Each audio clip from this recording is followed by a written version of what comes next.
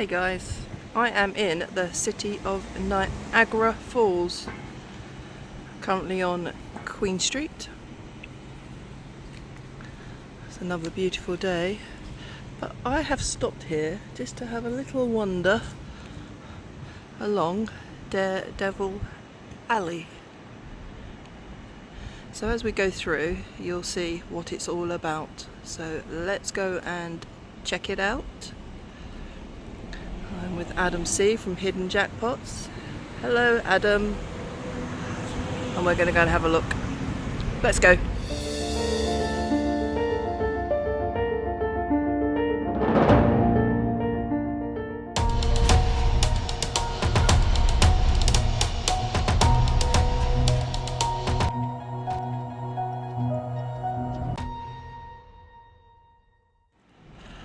That's cool, Muriel. That's not what we come to see. We've come to check out Daredevil's Alley. Now, Daredevil's Alley is just a nod to all of those daredevils that have attempted to cross or go over Niagara Falls in various ways. And this first one here is Jay Cochran. You can't see that too well because the sun is on it, but you can see that he walked across a tightrope. Wow. Wow. Not for me, I have to say. But you can pause to read it.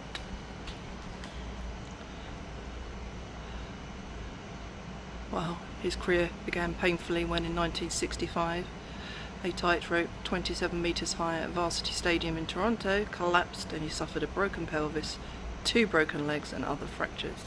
He was told that he would never walk again. Well, clearly he did. I bet that was quite painful. Wow.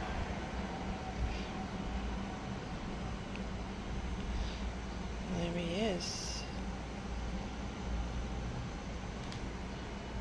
He passed away October 2013 in Niagara Falls from natural causes. Rest in peace, Jay. Rest in peace.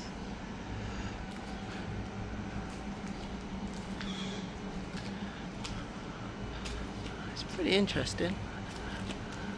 It's pretty cool they've done this too. That's Henry, another tightrope. So he was a circus performer from France. Performed numerous stunts in Niagara Falls, including a chair balancing atop the Skylon Tower observation deck. Righto, I wouldn't do that.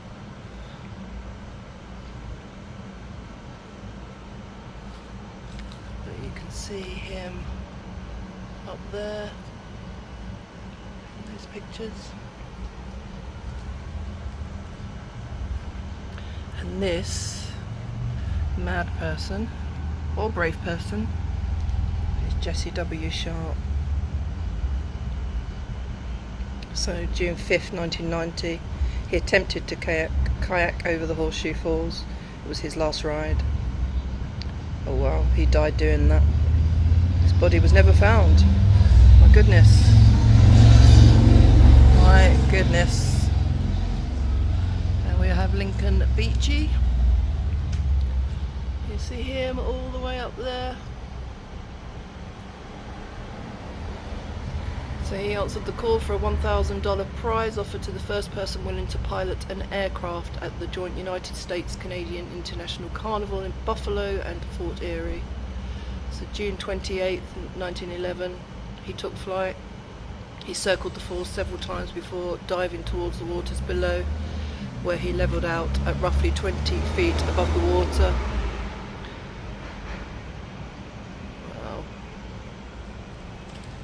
Oh, and here we have a barrel.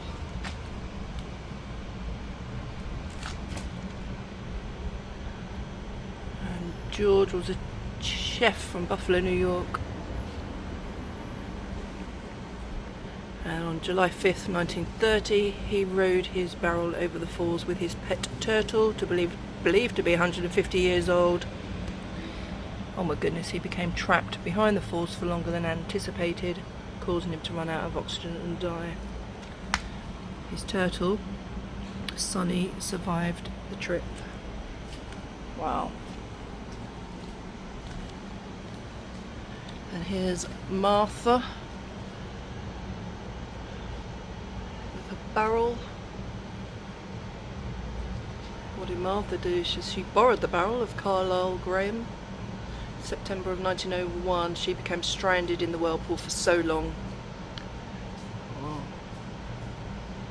She was rescued after over an hour of being trapped in the whirlpool. It took 10 minutes to revive her, as she was barely breathing and unconscious. She became the first woman to successfully navigate the rapids in a barrel. Well done, Martha. Lucky. And here we have Charles. There he is. What a handsome chap. And he was a wagon maker, previously been a sailor. August of 1887, he planned a trip through the Whirlpool Rapids in a boat he built for the task. And he successfully navigated the whirlpool a second time in September of 1888. Well done, Charles. George Hazlitt and Sadie Allant.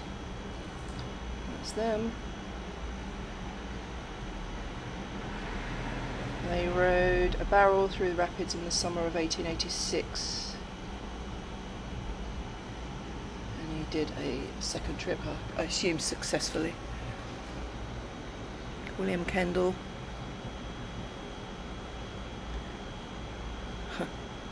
So in 1886 he had wagered $1,000 that he could complete a swim of the Whirlpool Rapids. He completed the swim wearing a cork life preserver, and he said after that he would never do it again, no matter the wager. There he is. And then at the top there, Carlisle Graham was a barrel maker from Philadelphia. In 1886 he came to Niagara Falls to shoot the rapids in a barrel of his own design.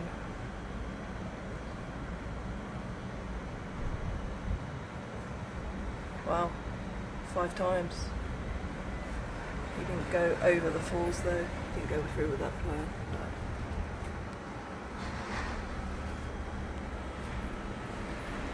Who we got here then? Henry Bellini. August 25th, 1873, he crossed the Niagara River on a tightrope for the first time. You can read that now. In 1886 he jumped from the upper suspension bridge. He was knocked unconscious and broke some ribs but survived. Goodness. Maria was the first and only woman to cross the Niagara River on a tightrope. And there she is doing just that. Way to go, girl. We have Clifford Calverley. Again, another tightrope. Right, cost him 2 minutes 32 seconds, world record. And there you can see him. Who do we have here? Farini.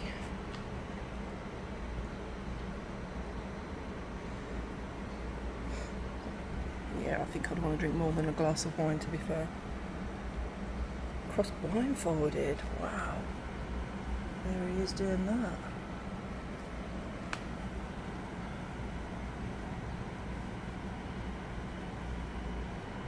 Wow. And then that Blondin. You might be able to just see that picture up there.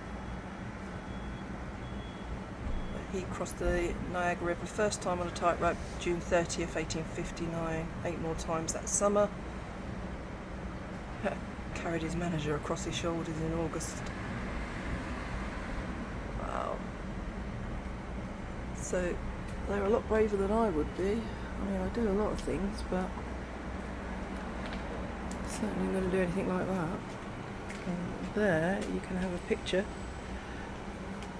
behind the barrel if you wanted to. That's it, guys. Daredevil Alley, Queen Street, Niagara Falls. Pretty interesting, huh?